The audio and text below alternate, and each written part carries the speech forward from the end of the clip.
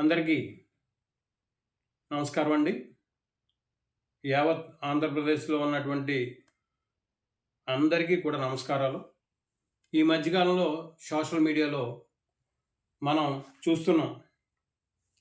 Pawan Kalyan గారినేమో CM అవ్వాలని, అలాగే నారా లోకేష్ని డిప్యూటీ సీఎం అవ్వాలని చాలా గట్టిగా ప్రచారం జరుగుతుంది. అయితే ఇందులో గమనించవలసిన విషయం ఏంటంటే, కొంతమంది ఈ వైఎస్ఆర్సీపీ పార్టీ వాళ్ళు ఈ తెలుగుదేశానికి, జనసేన పార్టీకి గొడవలు పెట్టాలన్న ఆలోచనతో ఈ సోషల్ మీడియాలో చాలా గట్టిగా రకరకాలుగా ప్రచారం చేస్తున్నారు. వీటినన్నిటినీ కూడా మన కూటమి నాయకులందరూ కూడా చాలా తెలివితేటలుగా వ్యవహరించాలని ఈ సందర్భంగా మేము తెలియజేస్తున్నాం.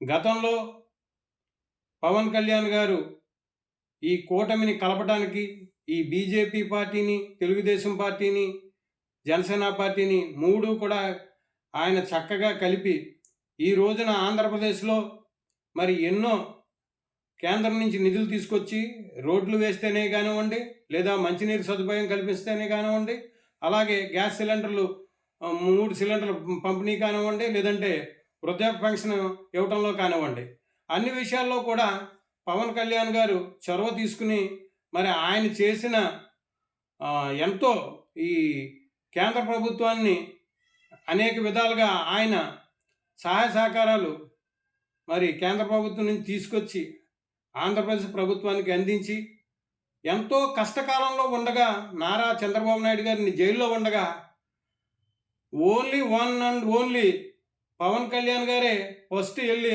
ఆయన పలకరించి ఆయనకి భరోసా ఇచ్చి ఆయన్ని బయటికి తీసుకొచ్చేదాకా కూడా ఆయన నిద్రపోకుండా పనిచేసిన సంగతులు మర్చిపోద్దనేసి ఈ సందర్భంగా మేము తెలియజేస్తున్నాం. ఎందుకంటే గతంలో మీరు తెలుగుదేశం పార్టీ మనుగడ లేకుండా చేద్దామని వైఎస్ఆర్సీపీ పార్టీ వాళ్ళు అనుకుని చేస్తుంటే దాన్ని తిప్పికొట్టి మరి పవన్ కళ్యాణ్ గారు ఎంతో చాకచక్యంగా మరి కూటమి ప్రభుత్వాన్ని ఏర్పాటు చేసి అత్యధిక మెజార్టీ తీసుకొచ్చి మరి వాళ్ళకి పొజిషన్ కూడా లేకుండా చేసినటువంటి పవన్ కళ్యాణ్ గారిని మీరు విమర్శించడం కానివ్వండి, లేదా ఇంకో రకంగా మాట్లాడటం అది కరెక్ట్ అయిన పద్ధతి కాదనేసి ఈ సందర్భంగా తెలియజేస్తున్నాం. అలాగే మరి పిఠాపురం వర్మ గారు కూడా ఎవరి మనోభావాలు వాళ్ళకు ఉంటాయని మాట్లాడాడు. ఆయన ఎవరి మనోభావాలు వాళ్ళకు ఉంటాయండి, కానీ ఇవాళ ఎవరు కష్టపడ్డారు, ఎవరు ఈ ఆంధ్రప్రదేశ్ రాష్ట్రాన్ని సస్యశ్యామలంగా తీసుకువెళ్దామని మరి కేంద్రంతో మాట్లాడిన వ్యక్తి పవన్ కళ్యాణ్ గారు. మీరు అది కూడా దృష్టిలో పెట్టుకోవాలి.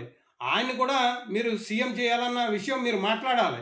వర్మ గారు, మీకు ఏదైనా లోపల మనసులో ఏదైనా ఉంటే అది మనసులో ఉంచుకోకుండా పవన్ కళ్యాణ్ గారితో మాట్లాడండి. అంతేగాని మీరు సోషల్ మీడియాకి వచ్చి నారా లోకేష్ గారిని డిప్యూటీ సీఎం చేస్తే తప్పేంటి? తప్పేం లేదండి. ఆయన డిప్యూటీ సీఎం చేయమనండి, అలాగే పవన్ కళ్యాణ్ గారిని సీఎం చేయమనండి. ఎందుకంటే వీరిద్దరూ ఒక యువత.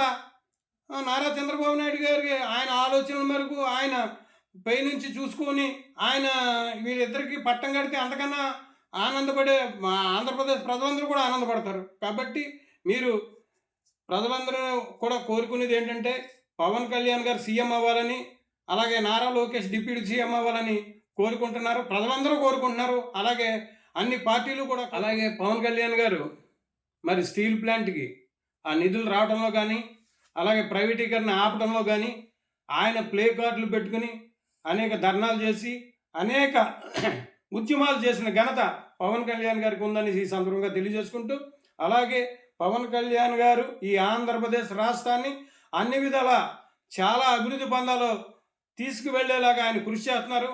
ఆయనకి అందరూ కూడా మద్దతుగా ఉండాలని ఈ సందర్భంగా తెలియజేసుకుంటున్నాం.